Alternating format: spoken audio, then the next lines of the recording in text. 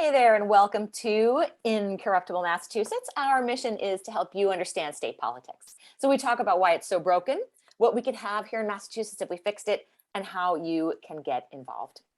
Today we have an amazing guest, Andrea James, to talk about women in prison, the prison moratorium, and many other things related. But first, let's just get our regular folks out of the way. Jonathan Cohn. Jonathan Cohn, he, him, his. I'm based in Boston, and I've been kind of an activist for issue and electoral campaigns here in Boston and around Massachusetts for a number of years.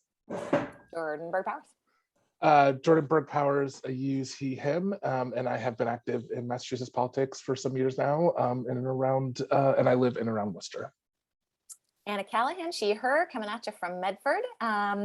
We're so excited to have Andrea James here. Andrea James is with the National Council, also known as the National Council for Incarcerated and Formerly Incarcerated Women and Girls. And Andrea, I would love to have you just talk a little bit about yourself and the organization you're with, and why, what your mission is and what you're here to do. Great. Well, again, thank you so very much for inviting us on. I also want to hitch together our other organization, Families for Justice as Healing. And Families for Justice as Healing, which is a powerhouse headquartered in Roxbury, Massachusetts, was really the organization we started inside of the prison. I'm a former criminal defense attorney, did a small amount of real estate conveyance work, and went to prison as a result of a mistake I made in my real estate conveyance practice. So I was incarcerated in 2010. I was sent from Massachusetts, where I live in Roxbury, 2 states away, to Connecticut, and I served a 24-month sentence. I had just had my last child. My baby boy was 6 months old when I was sent to serve this 2 months. I came home 6 days after his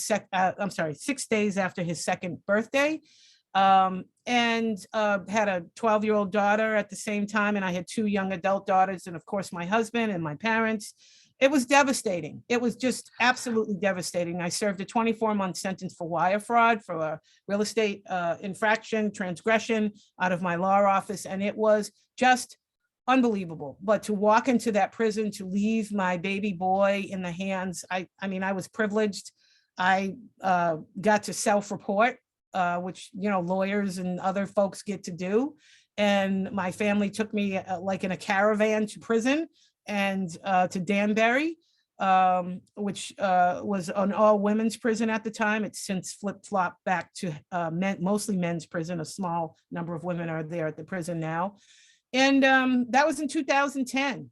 I got to tell you, I walked into that prison with this alchemy of like my family, who are all these incredible, amazing Black folks from Roxbury. My grandmother broke the color barrier for nursing at Boston City Hospital. My uncle was the first tenured law professor at UCLA. My aunt was the first lead pediatrician, female Black lead pediatrician in Los Angeles. And all of these, my parents are educator activists, all of these incredible this alchemy of this personal upbringing that I had growing up in Roxbury, with the family that, indoctrinated me into, the civil rights movement and social justice, and becoming a criminal defense lawyer, where I stood in the courtrooms around the Commonwealth and defended, mostly here in Roxbury and Dorchester, other Black people.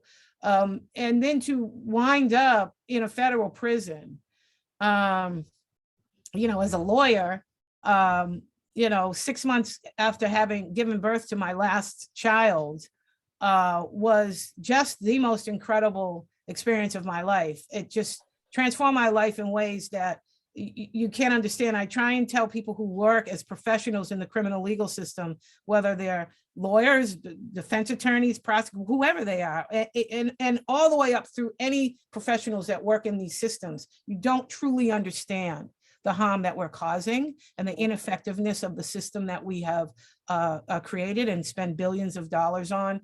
And I thought I knew everything about the need to dismantle, even then, the criminal legal system. But until I became an incarcerated woman, it changed my life. And we sat in that prison, in the prison yard. I was surrounded, I had to navigate 24 months of incarceration. I was surrounded by women who had been there for 20 years. You know, women who may not ever come home, women we're fighting for like Michelle West, doing life with no parole, women we fought for like Danielle Metz, our director of clemency, who was serving 3 life sentences, drug convictions out of New Orleans, who we did get home under President Obama's clemency project. So, you know, Grandma, the matriarch of our organization, she had already been there 22 years by the time I got there. We fought and got her pushed out. So, you know, these are the things that are personal to us.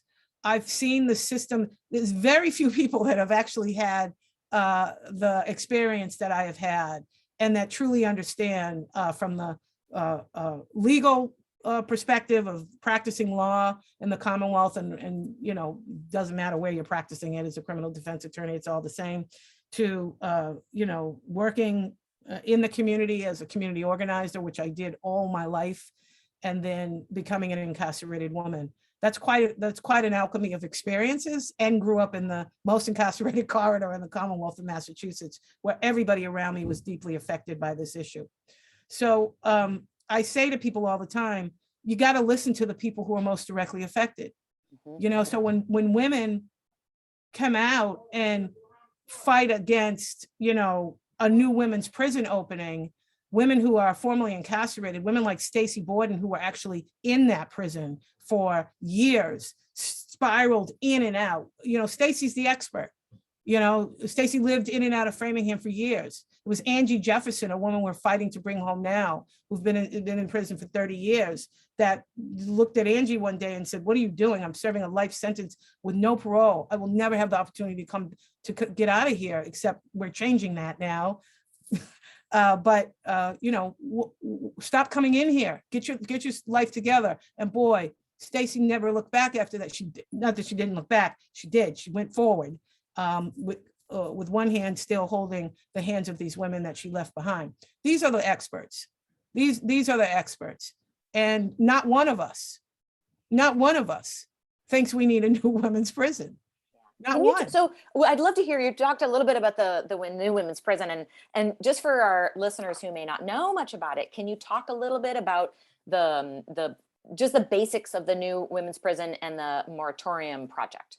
Yeah, well, the little we know about it, there's zero transparency, which is a real problem. I mean, if we spend so much money, our DOC budget is just astronomical in comparison in the country. You know, in the country, we have one of the highest budgets for the Department of Correction in the country.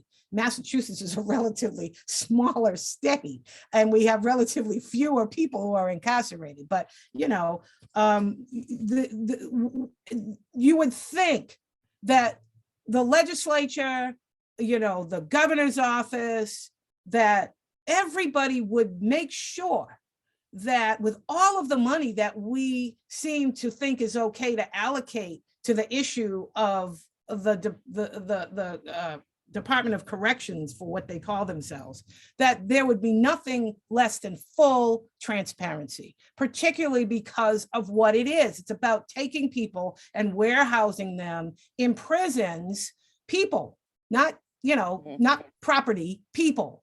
And the effect, the fallout from that, the dramatic harm that it causes and trauma in the families and the communities, the level of disruption, economic disruption, familial disruption that it causes in the communities where what Erica Dorr taught us years ago, we refer to as $1 million blocks, which my neighborhood is full of $1 million blocks.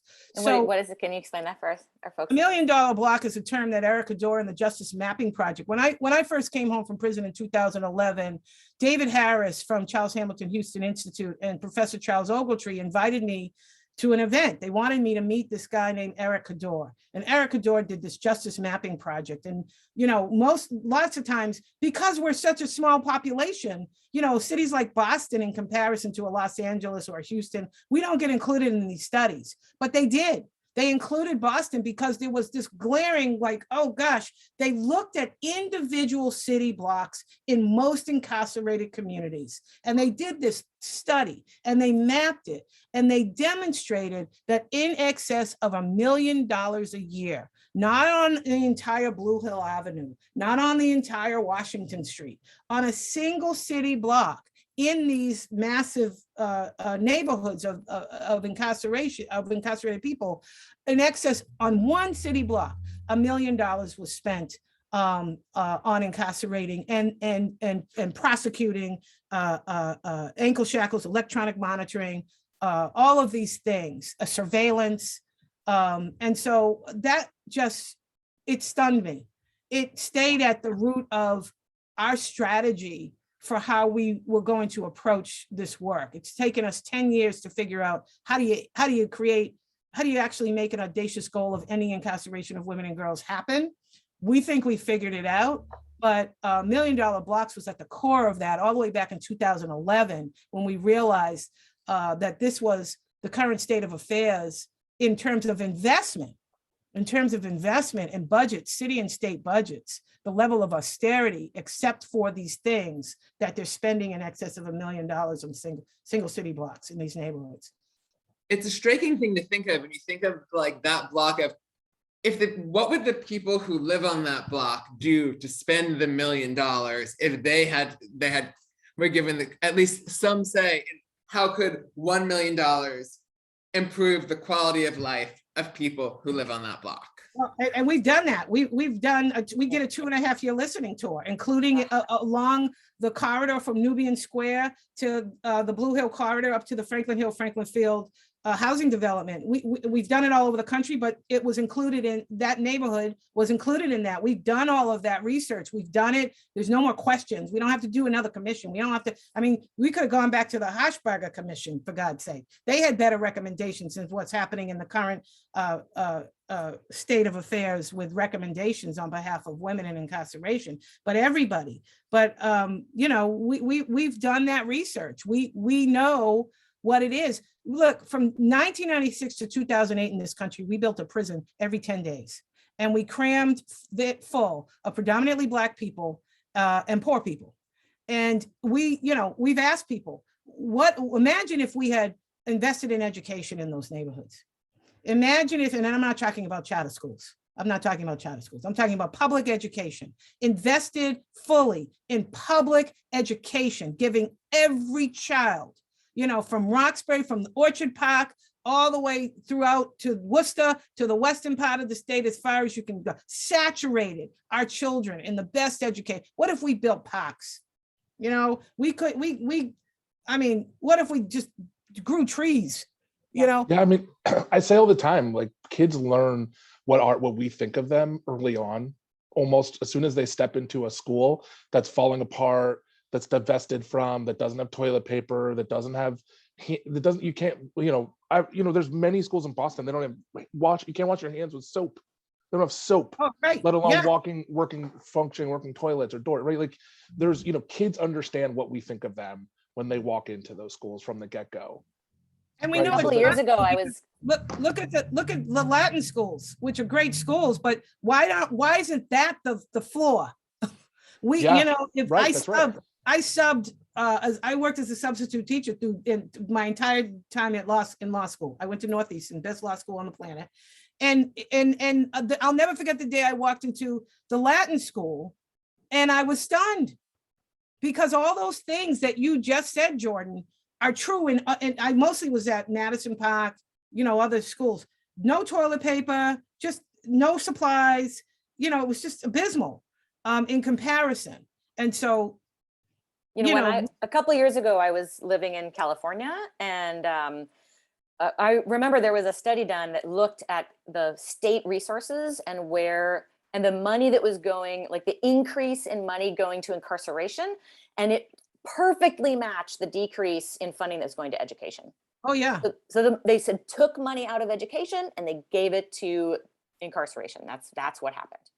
Yeah, it's incredible, and so that's why we say, when you tell us that you're building a new women's prison, I have grandbabies now. I have a 1-year-old and a 3-year-old grandbaby, and when you tell us that you're building a new women's prison, you're pretty much saying to us in our community, in the most incarcerated pockets around the state, that you're building those places for our next generations. And if you think that we're just going to sit idly by, knowing firsthand, because we've lived in prisons, that these are not appropriate places for anything. They cause further harm, and that, you know, we have better solutions and better suggestions. And why wouldn't, even if it's an experiment, why wouldn't we try something different than what we know has been an abject, colossal failure? There is no other industry that has failed in effectiveness as much as prisons and jails have. And just for our listeners, so there is a new prison, women's prison, that is scheduled to be built in Massachusetts. Well, it was proposed. We certainly, we came out swinging. We had no idea, again, as we sat. I was one of the women appointed to the Women's Justice Panel. I was the formerly incarcerated expert. And it was all of these women from state departments and so forth. And of course, it was chaired by Allison Hallett and the DOC. And we were tasked with creating what should be the best direction we should be moving in regard to incarcerated women. And I thought the best direction should be decarceration. And many of the other women who were on the justice panel felt the same way. And we were asking for a vote to be taken. We're going back now for a vote to be taken on that. And so the governor convened a panel to make these choices, make these decisions, to use our expertise to say what is the best direction Massachusetts should move in regard to incarcerated women. And we kept being forced into just one space of building a new women's prison or making a prison better, rather. Let's start there, because the building of new women's prison wasn't even an issue then. And so we convened every month and talked about these issues. And I refused to be a part of designing any kind of new anything when it comes to a prison, an old prison, whatever. Bring these women home. And so we've got one of the lowest incarceration populations in the country in Massachusetts, okay? We've got like under 150 women at any time in our prison in Massachusetts. 30+% of those women are elderly. You know, some of them have dementia. And so, but we continue to incarcerate, to keep a women's prison running. There's nothing statutorily that requires, women to be actually held in a place like Framingham. There's just nothing that requires that. There is so much room in the Commonwealth of Massachusetts to be a leader, to be a model for what different looks like for the entire country. I mean, we are uniquely poised to do this. We have some of the smartest people and the most educational institutions on the planet in our state. And you've got a whole bunch of formerly incarcerated, really brilliant people that have better solutions. And yet there was, while we were sitting on this women's justice panel, a recommendation came to awareness not because they told us, as the women who were convened on a commission to make these kinds of decisions, they kept us in the commission. All of a sudden 200 women were moved out of Framingham to South Bay County Jail overnight. No transparency, no conversation, no help letting us know who are the women on the panel who were tasked with figuring these things out, didn't even let us know that this was happening. And then we found out the plan was to build a new $50 million women's prison in Massachusetts. Again, we've got at any given day, and I say 150 just to stay safe. We were at 135 very recently, women incarcerated in the state prison of Framingham here. And so it was unbelievable for us. And so we basically went to war. We challenged the process. There was no transparency. The house doctor process was used inappropriately. The bids weren't, every tactic we could use from posting publicly, which they didn't do. Everything we could use, we pulled out to put stops in this process. And, you have to ask the question, why would a government not listen to this outcry, not just from us, but from people, constituents around the Commonwealth, to just, whoa, A $50 million women's prison, you know, when we have one of the lowest incarceration populations in the country of women, and they were like a steamroller. And they contracted with HDR, an architectural firm, this national big, bully architectural firm that's just building prisons. We found out now when we're working with a lot of architects around the country, HDR builds prisons all over the place. And they contracted with the Ripples Group. You know, the Ripples Group is doing some kind of study they're about to release a report about what their recommendations are for what this new women's prison should look like. You know, everything down to pink walls and flowers in the courtyard. I mean, they have suggested things like allowing children to live inside of the prison. Are you crazy? It's just why it would be quicker. They don't have to bother with letting them out and pretending to educate them. There you go. You indoctrinate our babies into thinking that prisons are okay, that a prison environment, those are. Well, I just think that's what they want to do to us anyway. Is just keep us there. So they don't have to do the pretense of letting us live in some place. And lots of people lots of legislators, lots of people think, we're like, if a woman has a baby, bring her out of the prison. Yeah.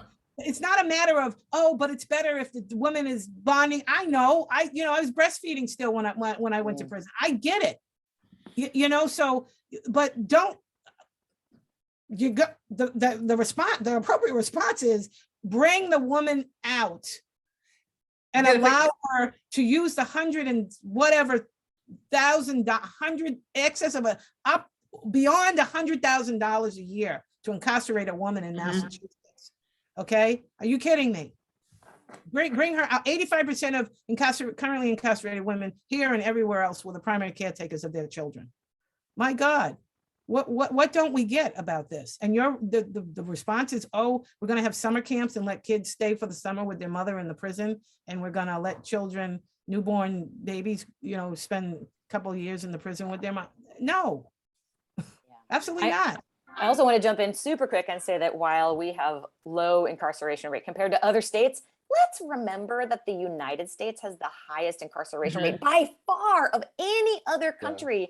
Yeah. And just compare it, like Massachusetts incarceration rate is not low compared to the rest of the world, right? It is only low compared to the rest of the United States. But, and we don't want to get it mixed up, but I thank you really, Anna, for raising that issue, because what we know for sure as women with the most experience in this space is that the level of disruption that incarceration causes to families and to communities, any family affected by it, one family affected by it, is huge.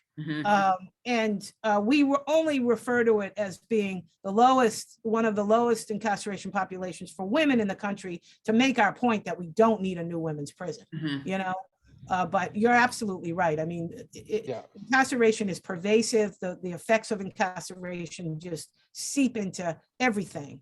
Yeah.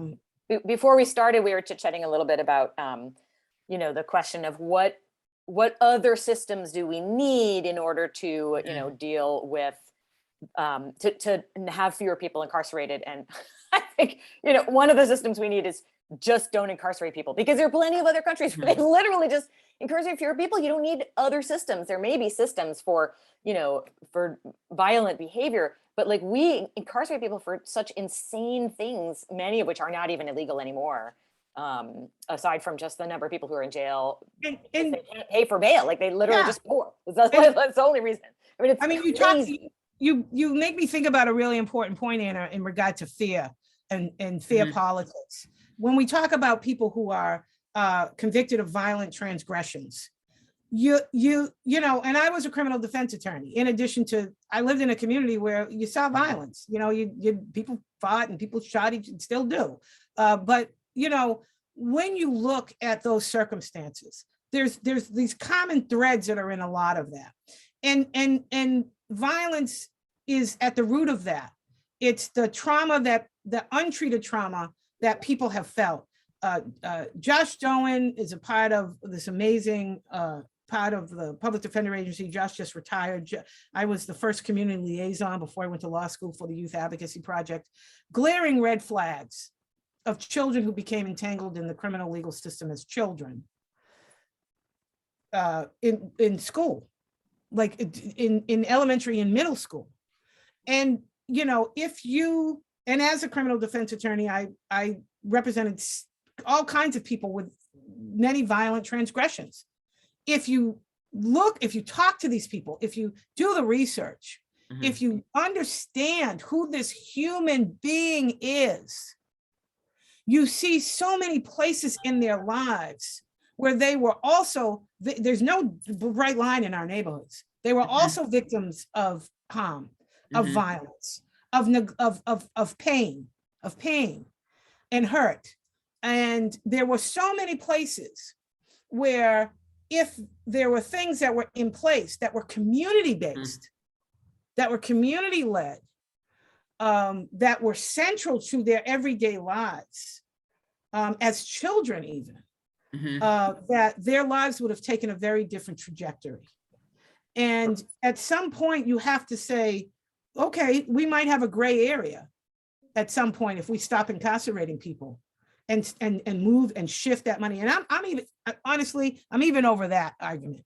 I'm over it because I don't think it's going to happen anytime soon. So if you spend, you know, whatever millions and millions of dollars that you spend to uphold a DOC, you know, a prison industry, you have to mirror that. And you have to invest that with community-led alternatives, with solutions that are coming out of the work that we're doing at Families for Justice as Healing, the work that we're doing at Reimagining Communities, formerly incarcerated women who have raised the money on our own to provide basic income guarantee to formerly incarcerated women as they come home, $500 a month for a year to help you get on your feet. Hydroponic farms that year round grow fresh produce to neighborhoods that don't have fresh produce readily accessible. Transformative justice, processes where allowing people to figure out what else besides calling the police can we do to get to the root of harm. How do we address interpersonal harm in our communities? Participatory defense, something that EFJA has been running for years now, out of our organizing space in Roxbury, that the community comes in and helps our loved ones to get no time or less time, to really get to the root cause of what's going on in people's lives and get them the best defense that doesn't land them on a prison bunk. And so these are many of the alternatives that we're experimenting with, because you know, with no investment except the money that we have raised for our general operating budgets in our nonprofits. And so there might be a gray area where you have people, but we feel with the Reimagining Communities work that we're doing, we could literally end incarceration, and we focus on women and girls unapologetically, but we mean everybody. Our plan would work for everybody, but we really truly believe that by shifting and fully resourcing and investing, whether you keep investing in the DOC or not, I'm so sick of fighting that battle. Make that same investment that you give to the DOC to our communities, and let us reimagine and rebuild.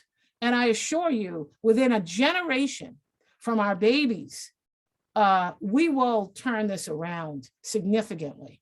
And so you're never going to end violence 100%. It's just not going to happen. We're human beings. Things are going to happen. But we can significantly decrease the use of we can end incarceration, period. But we can significantly decrease those interpersonal, that interpersonal harm that we pretend that we have created prisons for. So, Andrea James, it is so fantastic to talk to you. Your experience is just incredible, and the work you're doing is really just invaluable. It's fantastic. I think we could talk for another hour. And maybe we can have you back sometime and talk a little bit more. But thank you so much for coming on. If I could just add, please help us. we're not letting up. We're hearing all kinds of rumblings that maybe there's another idea than building a new prison now. Maybe they're going to do some other things, but we need to get that bill passed. 5-year pause. That's all the moratorium bill would do. Gives us a 5-year pause on building, doesn't stop renovations, doesn't stop any of those things. I just want to point that out. We have an entire volunteer base of People Not Prisons that has done the most amazing constituents from across the Commonwealth. They're doing standouts. They walked across the state with us for 7 days in opposition to this bill. Big ups to Senator Comerford and Rep. Tyler, who are the sponsors of this bill. But this is a bill that puts a pause on prison building in the Commonwealth for 5 years. We got to get this across the line and then come talk to us. You can come and volunteer to help with that, but also come and talk to us and really get a better understanding about what's different, what different looks like, and what's possible here in the Commonwealth. And let's think about decarceration of women first. And we can do this. We figured it out, and we just need people to get behind us to make this happen. So thank you very much. Thank you so much. I love your vision. It's just beautiful. This is what when we say like, oh, vision of what we could have here in Massachusetts if we fixed it. You are what we're talking about. We got it. Your organization's vision and everything Families with for Justice's Healing is doing, all that stuff. We barely scratched the surface. So that's right. Let's keep talking. Thank you all. Fantastic. Thank you so much. Thank you. We'll see everybody next week. Bye.